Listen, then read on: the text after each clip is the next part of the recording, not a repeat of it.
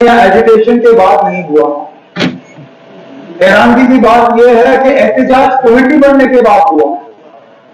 अब इसके पीछे क्या वजूहात है, इनमें गहराई पे जाना पड़ेगा, मैं मालूमात कर दूंगा। अब ऑपोजिशन बेंचेस की तरफ से नारा आया कि डेली वेजरों के साथ इंसाफ करो, यही कहा आप लोगों ने? बात करो, बात नहीं, आपने इंसाफ भी कहा।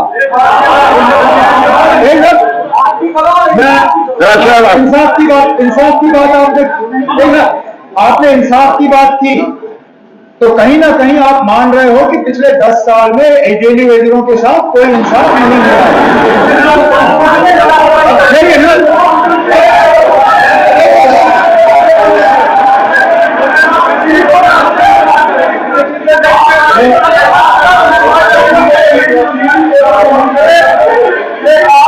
खन्ना जी, आप तशरीफ रखिए, आप तशरीफ रखिए।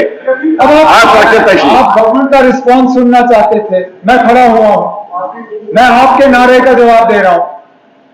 आप जब इंसाफ मांग रहे हो, इंसाफ आप तब मांगोगे जब आप ये तस्लीम करते हो कि किसी के साथ नाइंसाफी हुई है। अब एलओपी साहब, अब सुनिए ना, अब सुनने की हिम्मत रखिए। क्या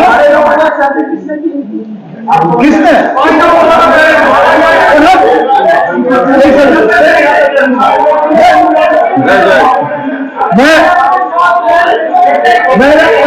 देखिए ना, देखिए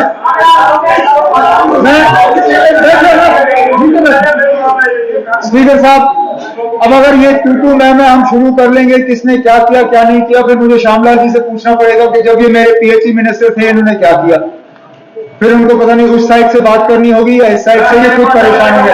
श्यामला जी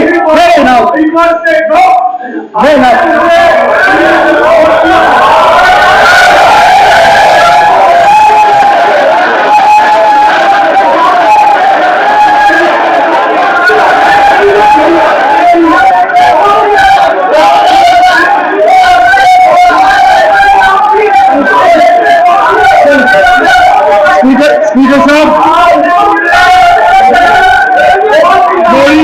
आप ऐसे बोल रहे हैं,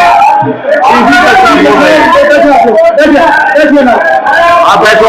स्पीकर साहब, अच्छा इनके बाद तो सुना, जम्मू कश्मीर के वजीर आला की हैसियत से इन तमाम डेली वेजरों से गुजारिश करता हूँ, हमने कमेटी बिठाई है, कमेटी जनाब चीफ सेक्रेटरी साहब की निगरानी में, उसमें तमाम सीनियर अफसर हैं।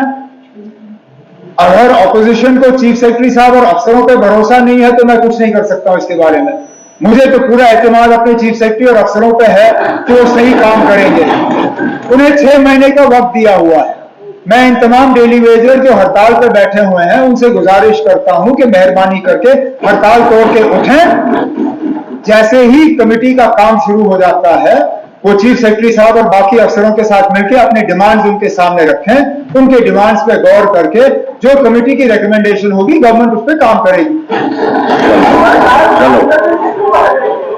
चलो जनाब,